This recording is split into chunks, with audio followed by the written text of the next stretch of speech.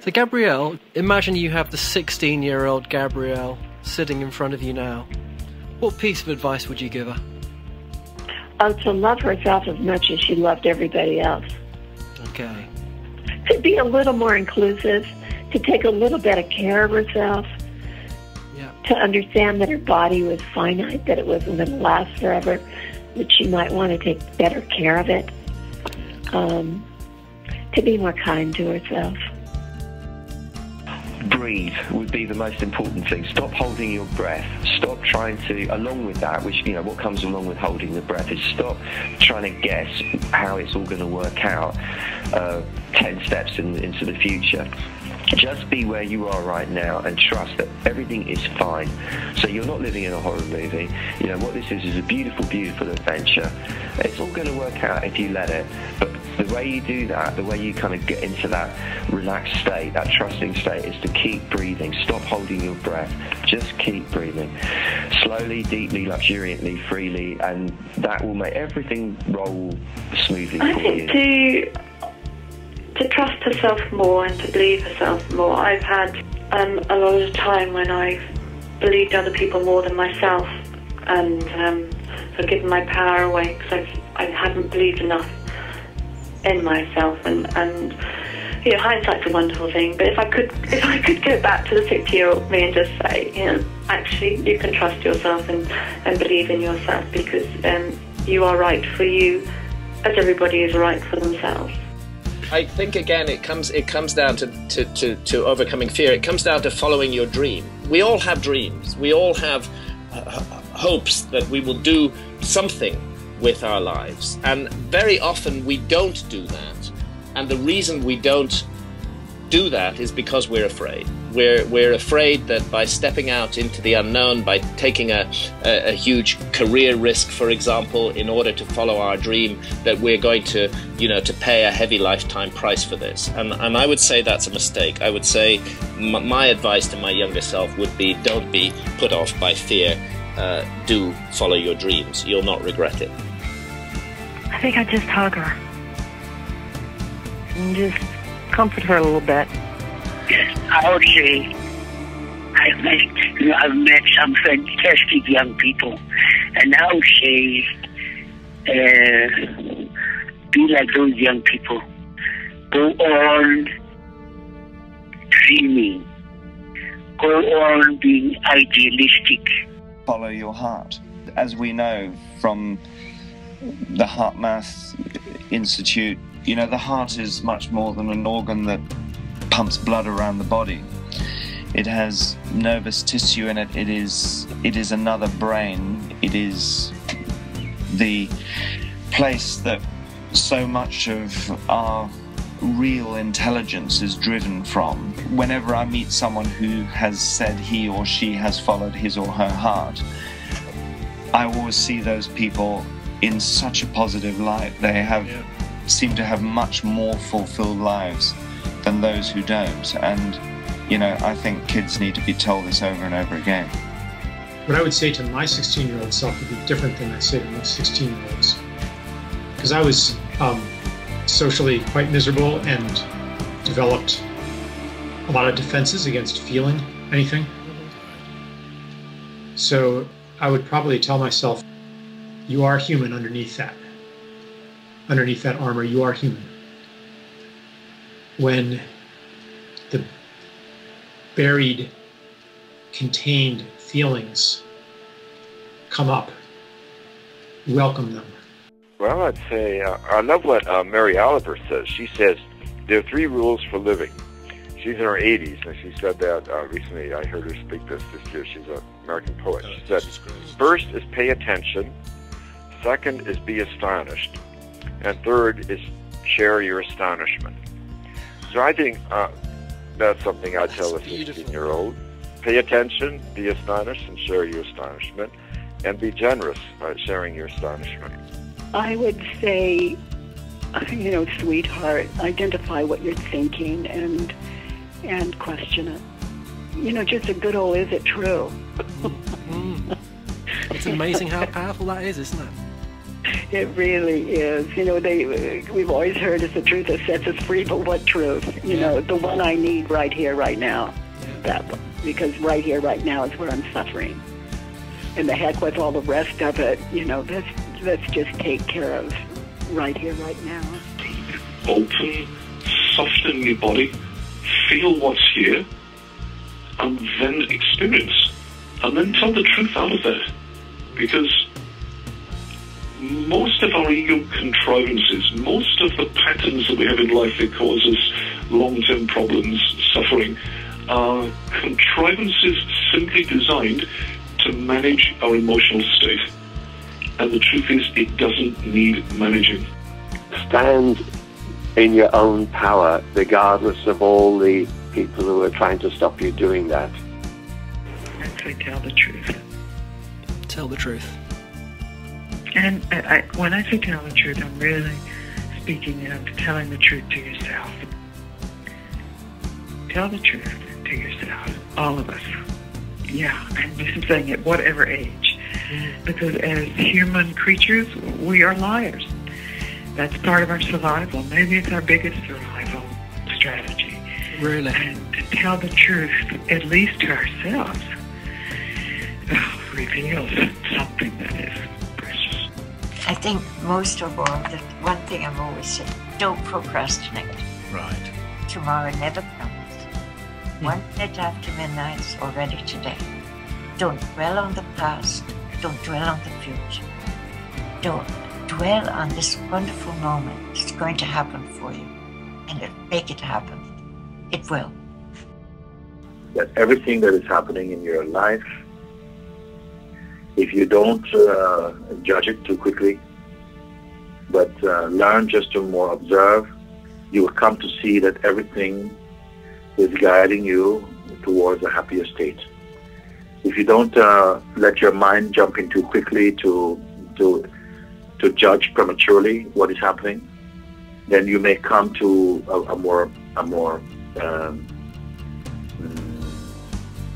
you come to appreciate that the things that happen in your life are not happening to harm you, but to bring you to back to your true nature, something like that. And don't take it all too seriously. And if you can, and also don't get too personal about everything. Remember to laugh, eh? Oh, will I remember that beautiful poem that says, like, laugh like you'll never be hurt. And I'll add my own things now, like faith, faith, faith, faith. Know you're not alone. Know you're here for a reason. Your life has a purpose and a meaning. You're never alone. Find God in you. Work with others. Faith, faith, faith. Be. Stop doing. Be. Listen, listen, listen, listen. That's what I would say. Listen, listen. Don't support West Ham United. What about Crystal Palace, Robert? It's not worth the pain. Move on. You know, forget about them. Sorry, I'm in tears here. Don't support Crystal Palace either, by the way. That's what I'm just thinking. You know, we just want something better for everybody, don't we? The trouble is, Robert, I don't think the 16-year-old me would have listened to me. Well, that's absolutely true. I can relate to that as well. I think it's probably something to do with being present in your life. You know, here's probably one of the biggest things I feel I've learned is that if you think something is missing in your life, it's probably you. If you think something's missing in your relationship, it's probably you. If you think something's missing in your work right now, it's probably you. You know, and what I mean by that is more of the real you. I don't think it would be words. I think I would just give him a big hug and tell him to loosen up and it'll all be okay. Trust life. Trust life. Just that simple. Just trust life. That everything, as scary as it is happening for a reason. And if you just stay open to what you're here to learn, then it will guide you in a very, very healthy way to the next moment. And it's in our fear of what life is bringing to us, in our resistance to it, it's in our fighting it, in our wishing it weren't happening, that we create a lot of strife and trouble. And so truly that quote that I spoke about to begin with, that know whatever comes unexpected to be a gift from God, and it will surely serve you if you use it to its fullest. It's only this that you strive for out of your own imagination that gives you trouble. It's that teaching that I would have given to the 16-year-old me. My great piece of advice would be explore. Explore. Explore this thing that you've been given, this body, this world, this sky, this city. You explore it. You know, don't be content to do it from, you know, with a computer sitting on your lap. Actually get out into it.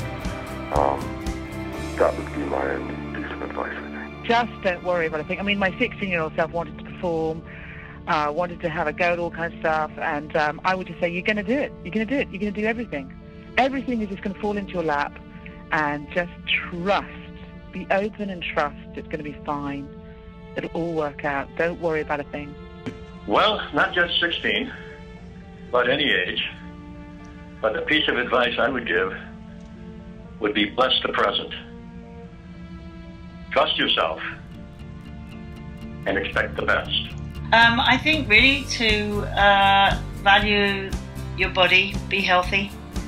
As a woman now in my 60s, and I am healthy, thank God, but I wasn't particularly focused on health as a young person. I wasn't particularly into exercise or anything like that. And I think when we're young, it's very easy to think that getting old never happens. And it's really, really important to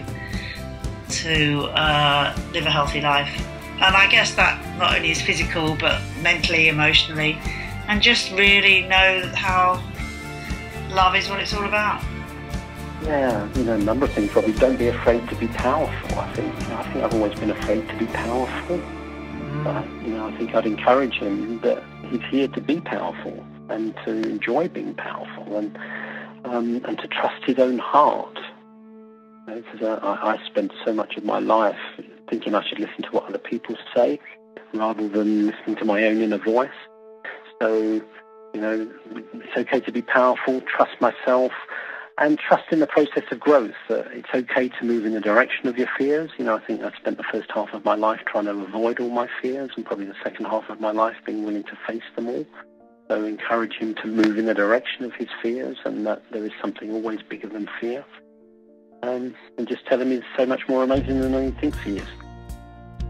Try really hard to do something different and do it new, but do it really excellently and really beautifully to the best of your ability. And then never destroy or demonize the really ancient things that are really excellent that we have lost. I would tell her to take heart. I would tell her it's going to get easier, and that she's going to find what she's been longing for. So relax. Exactly. I don't know if my 16-year-old me would have believed it. That's the trouble. Yeah. So what I would say definitely to a young person today is to listen to your heart. Listen to your heart. What is your heart telling you? You know, not what are your appetites telling you, but what is your heart telling you? Follow whatever it is that really opens you up, your own personal ecstasy. So I'd probably say to him it's okay to be a man. You know, I grew up in a household where my dad really wasn't around much, and my mum was a feminist, which I think was born from her anger at dad. for the messages, how I interpreted that for myself was that being a man was a bad idea. So that's given me a great gift in terms of being in touch with my feminine side. But actually it's been great over the years to really become comfortable with myself and with men in general. And so at 16, when you're really starting to get into that potentially fun stuff, and I was so not. Right. I was so shy, and I wouldn't approach a woman without having a triple signed contract that it was okay and I wasn't being an arrogant male offensive person. So I say, be a man, go out there and tell her you fancy her, and have some fun, and really stand in your power sooner rather than later. I think for me it would be stop hiding your light because of fear. I carried a lot of fear in my youth, and I didn't know that at the time, but looking back on it, it was fear of what the world would think of me. It was fear of what my parents would think of me. I think probably don't be so quick to comment and open your mouth. I mean, I was always impulsive, always outspoken, and I still am.